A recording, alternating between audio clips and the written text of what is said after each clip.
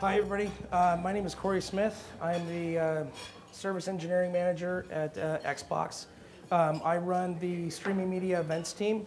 My team at Xbox is responsible for all the live events you see on Xbox One and 360. We also broadcast over the web to Xbox.com, Windows Mobile. Also, we ship streams to Android and iOS, so we're kind of diversified in our delivery. So a little bit, my agenda real quick. We're going to do a services overview of what we do at Xbox. We're going to go through a couple of the components that we have that are key for doing a live event for Xbox. Some of our events, our best practices, and I'll wrap it up with a short conclusion. Right now, Xbox Live Events team was created in 2010. We bring high quality live events to Xbox console. We have broadcast over 80 shows to some 41 countries, and that's not a small feat. Xbox Live services consist of not only live events, but also on-demand linear IPTV services, and we're going to actually check out some of that as well during our presentation. Our VOD services has become a very critical piece of our infrastructure, our platform. People love to watch game trailers. They love to watch the videos that are generated out of Comic-Con and Gamescom and E3 and all these other trade shows that really gets our gaming community fired up. Our partner ecosystem also allows us to deliver video anywhere on the planet at scale, which allows us to bring the world to Xbox. In our acquisition services, we can reach pretty much any place on the planet. So the components of a live event for us, we have a primary broadcast facility. We commonly refer to it as Building 127 or Microsoft Production Studios. This is actually a live, or not really a live, but it was during a live event we took this photo. This is one of our production control rooms. There's actually two of those within the facility. We do also have audio and post-production facilities in-house as well. So anything that comes through live can be taken from our DVR services and quickly ran into an edit suite for cutting up any of the segments. Part of our infrastructure as well is bringing Keynote on. They do all of our live stream preheating, so we avoid any large spikes in overall traffic for watching our events. Our CDN services, we have global distribution. We load balance multiple CDN providers across a single DNS namespace. So those chunks and those fragments coming off of our origins, it basically can be delivered across a diverse ecosystem that we have CDN services all over the world. Right now, there's 7 CDNs in rotation for Xbox One right now, delivering content on a global scale. CDN services also provide security for a lot of our streams. Components of a live event continued as our TV platform services. So this is where we actually embed graphics, lower thirds, bugs in the corner, those kind of things. We actually package up basically every live event as it's a IPTV stream. It may be only available for a short period of time. But we treated everything like it's a live linear channel. Our Azure Media Services, where we utilize our Play-Ready DRM services, VOD storage and playback from an Azure-based origin. We also have redundant origin architecture up in Azure as well. So we have diverse signal path, not only from signal acquisition all the way through our distribution networks. Encoding and delivery services, obviously you see a bunch of green boxes in the rack. This is actually our production facility. So we actually have 15 Elemental live servers. We have 4 Elemental servers for VOD, 2 conductors, and 2 Delta servers as part of our accompaniment of broadcast. The 10 of the 1RU encoders that we have right now are the 500 series that allows us to do HEVC encoding at 60 frames when we bind them together. So some of our live events, the Xbox One reveal, which is our largest show to date, pushed 3.7 terabits per second of traffic over our CDN infrastructure. That was 3.2 petabytes of content delivered in an hour and a half. That's moving bits. We also did 11 languages in real time. And we'll get to a kind of a transmission diagram here in a second. The GPU support allowed for hardware scale. So we didn't need 30 encoders. We didn't need 40 encoders. We could do a lot of what our streams needed to be based on the GPU acceleration that we get out of the Elemental servers. Game tournaments. Some of our peak tournaments for, say, Battlefield or Call of Duty esports type stuff, we've had over 200,000 concurrent people watching a stream at any one given time. And actually, the Xbox One reveal, there was actually 2.5 million concurrent watching that event. Let's see, 3 Gamescom, 3.3 terabytes served from Origin. That's a lot of bits. Since August, for our VOD for E3, we've served 1.2 petabytes from Delta. So some of our other stuff, linear IPTV, we run an 11 megabit per second smooth profile. We also do HLS and Flash as well. We do also repackaging for MPEG-Dash, and we'll see that here in a minute. We do dynamic ad insertion at Origin as well. Delta allows us to do dynamic ad insertion both at the Origin level. We also have infrastructure in place from a linear IPTV service with freewheel freewheel integration, so we can actually do it at the client level and actually break streams out from a global perspective. So we can actually target ads to our individual geo regions that we're supporting. So some of the things we're working on right now is HEVC, MPEG-Dash, Ultra HD, 4K. Trying to figure out what that is, what it means to our facility, because everything is pretty much traditional wired HD SDI.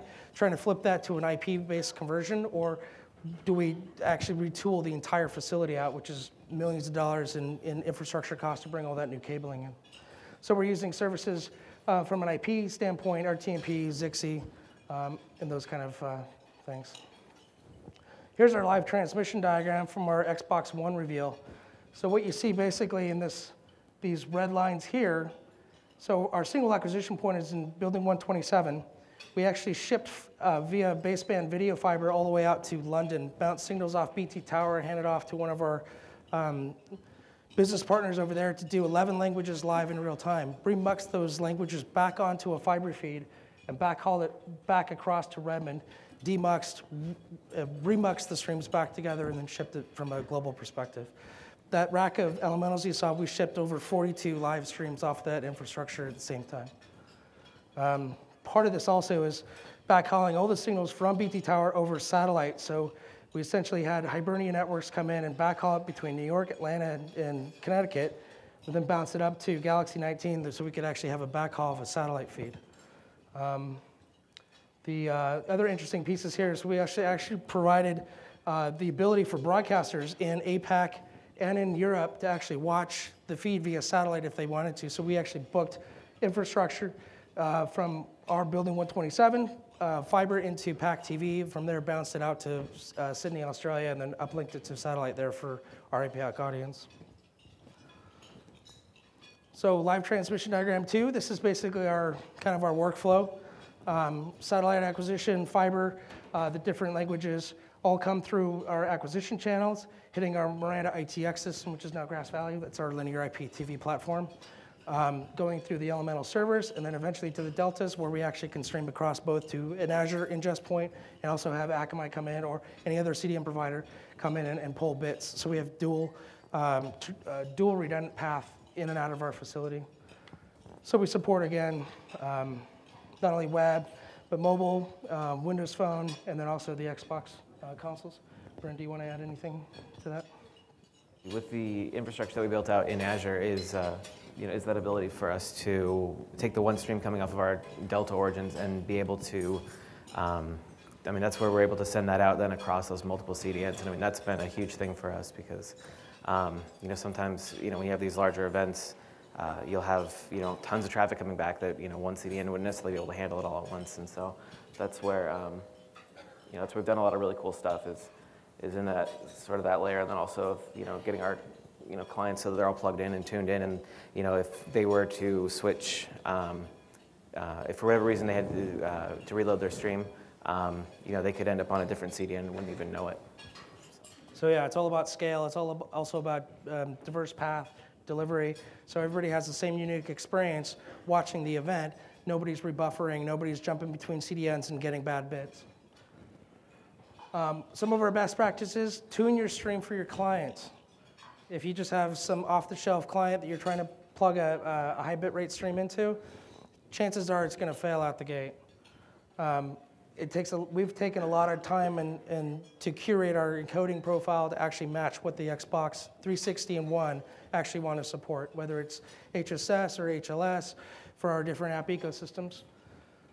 Build distribution with leader global delivery with redundancy. So multiple CDN providers, multiple origin points, multiple paths of redundancy through the pipeline. Preheat larger events to avoid slow start and buffering at the show. So time and time again, we do these large events, and all of a sudden, everybody's waiting for the countdown clock to get to 0. As soon as it hits 0, now you have 150,000 people coming into your stream. And it takes a huge hit on origin. So not only building out your CDN infrastructure to actually cascade that traffic through, it's great to actually have a system like LoadPro that Keynote provides actually to preheat those live events. So when users actually hit the edge to pull those bits for the first time, real customers have already they're already pulling an event that's already been running from Keynote's perspective. So we can ramp very quickly on that. Some of our origin configuration allows us to actually reduce the amount of capacity we have at origin upwards of 400 megabits per second. So it doesn't have to scale this massive 1 gigabit or higher type of origin infrastructure. Don't cut costs when it comes to signal acquisition. So many people want to do IP. So many people think it's cheaper and faster and better, but if you don't have the bandwidth in the facility, you're still going to put out a bad product regardless. Most of our traditional stuff that we deal with is baseband fiber if we can. We put local loops in a lot of venues and facilities. And we also use satellite. So we still use the traditional PSSI trucks with dishes and running around the different venues that we broadcast from. One event, actually Halo Fest that we did last week, we actually didn't get fiber, so we booked a microwave truck and bounced it off PAC TV and then put it on fiber and backhauled it that way. And then we made some popcorn afterwards. So don't be afraid to also push technology. I mean, there's so many components and so many tools out there for us to use now that didn't exist half a decade ago, that it's just, there's so much more opportunity out there for us to actually compete with global broadcast providers like Time Warner and Comcast to actually stream video at the quality you would actually expect in the home via a wired or cable or satellite direct TV kind of connection is readily available.